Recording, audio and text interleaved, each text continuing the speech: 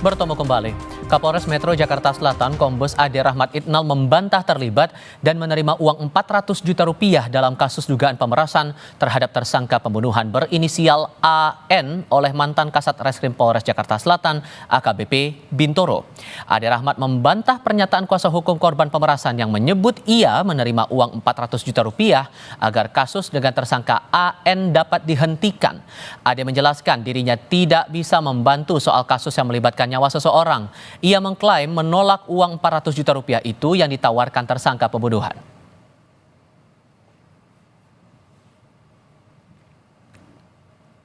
Tidak benar, bertemu saya langsung ada ketika dia memohon untuk SP3 kasusnya. Kasusnya kan P21. Dari awal saya bilang kasus ini nggak bisa dibantu karena terkait nyawa manusia.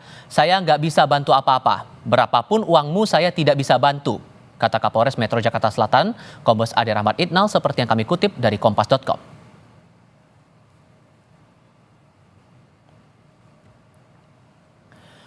Sebelumnya, kuasa hukum korban dugaan pemerasan oleh AKBP Bintoro menyebut kliennya kerap dimintai sejumlah uang oleh AKBP Bintoro yang diduga uangnya mengalir ke pimpinan Polres Metro Jakarta Selatan agar kasus yang dialami kliennya dapat dihentikan atau masuk dalam daftar FP3. Pihaknya tengah melayangkan gugatan perdata ke Pengadilan Negeri Jakarta Selatan meminta oknum polisi yang menangani perkara kliennya mengembalikan uang senilai 17 miliar rupiah sekaligus mendesak Propam Polda Metro Jaya memproses dugaan pemerasan itu. Gimana Pak? Kapolres menurut pengakuan dan bukti yang kami miliki. Ya, kita bicara bukti, alat bukti kan berarti ada keterangan saksi, ada saksi-saksinya yang melihat. Ada pertemuan, di dalam pertemuan tuh ada pengakuan bahwa pimpinan ini sudah menerima sejumlah uang. Kita bilang kalau pengakuan dari klien itu 6 miliar ya, uang tunai ya. Itu banyak. Berapa kali transaksi itu. Dengan tujuan sebenarnya apa Pak? Dengan tujuan bahwa proses ini dihentikan. P21 artinya SP3. SP3. SP3.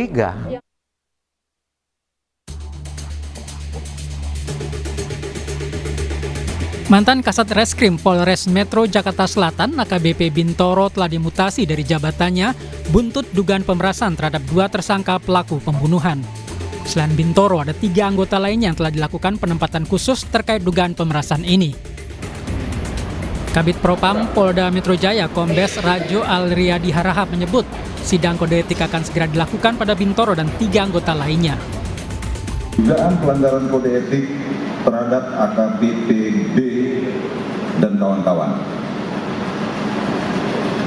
Terhadap yang bersangkutan dan 3 orang lainnya telah dimutasi dari jabatannya dan telah dilakukan penempatan khusus atau patsus di Bid Propam Polda Metro Jaya. Selanjutnya Bid Propam Polda Metro Jaya akan menyelesaikan penyelidikan dari Bid Propam Polda Metro Jaya bersama nanti dengan Paminal dan segera menyelenggarakan sidang kode etik terhadap yang bersangkutan. AKBP Bintoro membantah memeras tersangka yang merupakan bos jaringan klinik laboratorium ternama sebesar 20 miliar rupiah. Menurut Bintoro, tuduhan itu hanya fitnah. Tuduhan saya menerima uang 20 miliar sangat mengada-ngada.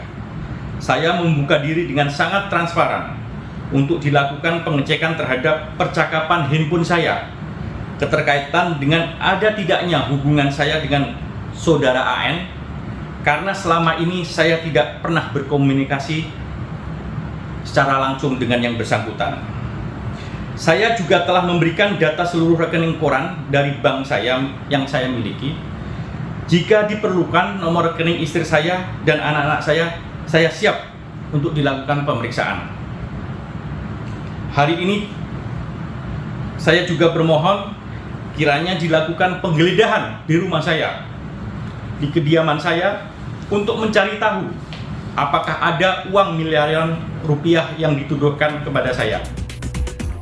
Ketua Indonesia Police Watch IPW Sugeng Teguh Santoso menyebut dugaan pemerasan oleh AKBP Bintoro terlihat dari gugatan kedua tersangka di Pengadilan Negeri Jakarta Selatan yang menuntut pengembalian 5 miliar rupiah yang dijanjikan untuk menghentikan penyidikan.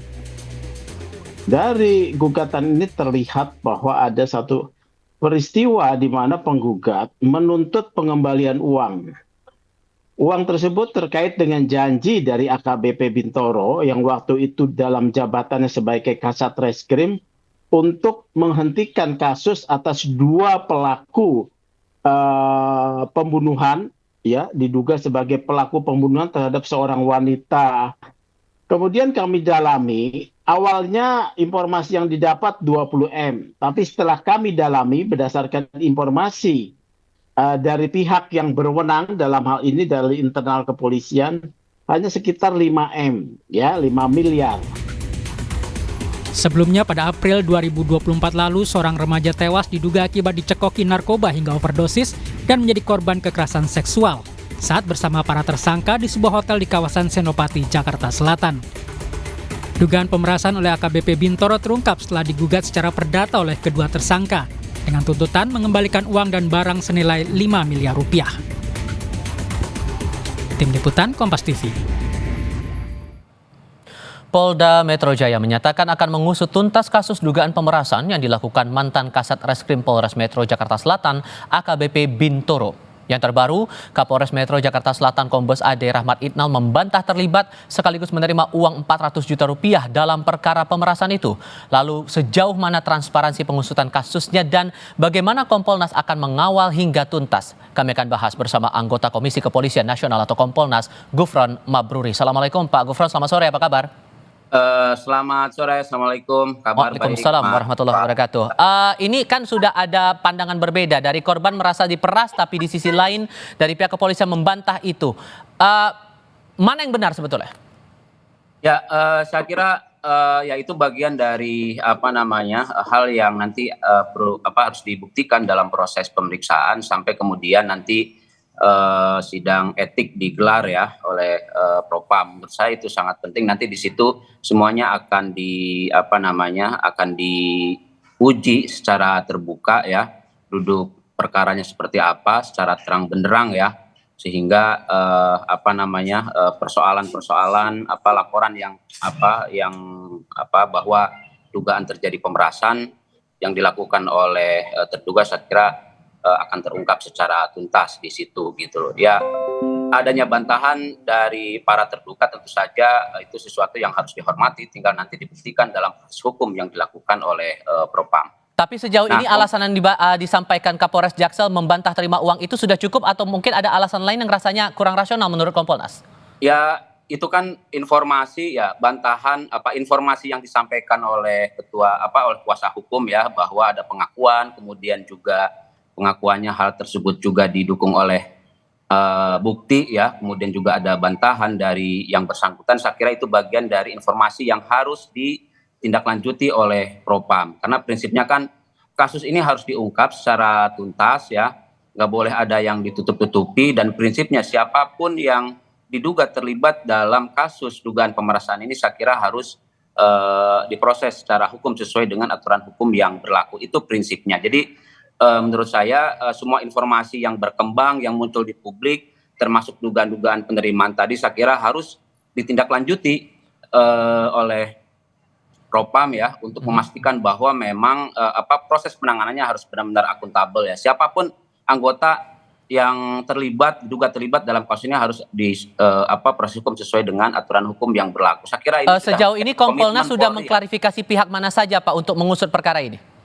Ya, sejauh ini ya kami Kompolnas masih terus mengawasi ya proses perkembangan penanganannya ya yang dilakukan oleh Propam, dan sambil jalan sambil memantau kita juga mengumpulkan sejumlah informasi-informasi yang berkembang selama ini, dan itu sebagai bahan kami ya Kompolnas untuk memastikan proses penanganannya dijalankan secara akuntabel, transparan, dan siapapun yang memang yang terlibat dan itu didukung bukti, saya kira kami akan pastikan proses hukum terhadap para terduga dijalankan gitu ya, sesuai dengan aturan hukum yang berlaku, baik itu sisi etiknya maupun juga jika kemudian terbukti ada dugaan pidana, saya kira juga harus jalan ya. Tapi melihat dari informasi awal yang diterima oleh Kompolnas sejauh ini, tidak cukupkah dengan etik dan perlu lewat dalam proses pidana juga? Ya, ya saya kira itu bagian nanti kita akan terus pantau ya bagaimana proses penanganannya oleh Propam, termasuk sampai sidang etiknya nanti gitu ya. Dan jika kemudian dalam prosesnya muncul perbuatan-perbuatan yang sifatnya pidana, saya kira penting hal tersebut juga untuk dilakukan proses pidana selain etiknya gitu. Saya kira nanti kita akan awasi terus ya, akan monitor, awasi proses penanganannya sampai proses sidang etiknya. Saya kira di situ nanti menjadi ruang untuk membuktikan gitu ya, untuk menguji semua informasi ya, bukti-bukti dalam kasus ini gitu. Dengan dugaan pemerasan seperti ini ditambah lagi ada proses yang masih berlangsung di pihak kepolisian, menurut Kompolnas dari hasil analisis sementara siapa saja yang patut diduga terlibat dan harus diklarifikasi lebih lanjut terkait dengan perkara ini? Ya, selain 4 orang yang sudah dilakukan pemeriksaan, saya kira yang terbaru kan tadi seperti disampaikan oleh kuasa hukum ada dugaan keterlibatan pimpinan gitu ya yang diduga menerima. Saya kira itu bagian dari informasi yang penting dan harus ditindaklanjuti oleh Propam untuk memastikan siapapun yang diduga ya terlibat menerima. Saya kira harus dilakukan pemeriksaan, dan jika memang terbukti ya saya kira proses hukum harus dilakukan sesuai dengan aturan hukum yang berlaku. Kan prinsipnya gini, ini sudah menjadi komitmen Polri gitu ya, seperti juga harapan masyarakat ya, untuk memastikan bahwa setiap anggota kepolisian dalam menjalankan tugasnya harus benar-benar menjunjung tinggi, harus akuntabel gitu ya, profesional, nggak boleh melakukan penyalahgunaan wewenang. Saya kira itu sudah menjadi komitmen Polri gitu ya, termasuk juga saya kira Kompolnas, dan ini harapan masyarakat. Jadi saya kira kalau ada kasus-kasus semacam ini, saya kira mekanisme internal ya harus jalan, memastikan anggota yang diduga melakukan pelanggaran ya harus diproses hukum. Nah, sejauh ini saya kira kalau kita amati ya perkembangannya, saya kira prosesnya sudah jalan, sudah dilakukan oleh Propam PMJ ya. Nanti kita akan terus awasi ya, akan terus monitor, awasi bagaimana proses penanganannya, apakah dilakukan secara baik gitu ya, karena sangat penting gitu ya.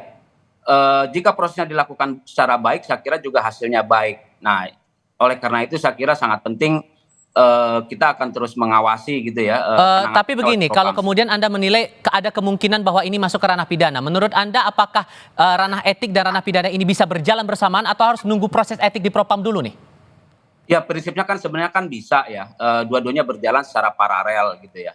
Tinggal bagaimana proses mekanisme di internal di internal kepolisian untuk memastikan dua-duanya bisa berjalan secara paralel jika memang terbukti dugaan pidananya ada gitu ya. Nah, kita akan lihat perkembangannya seperti apa gitu ya. Apakah perbuatan-perbuatan yang sifatnya pidana itu memang terbukti atau terbukti dalam proses perkembangannya seperti apa. Sambil seluruh proses ini masih tetap berjalan di Propam. Baik, ya. Baik Pak Gufron, perkembangannya seperti apa. Oke, Pak Gufron, terima kasih banyak sudah mau berbagi pandangan bersama kami. Selamat sore Pak.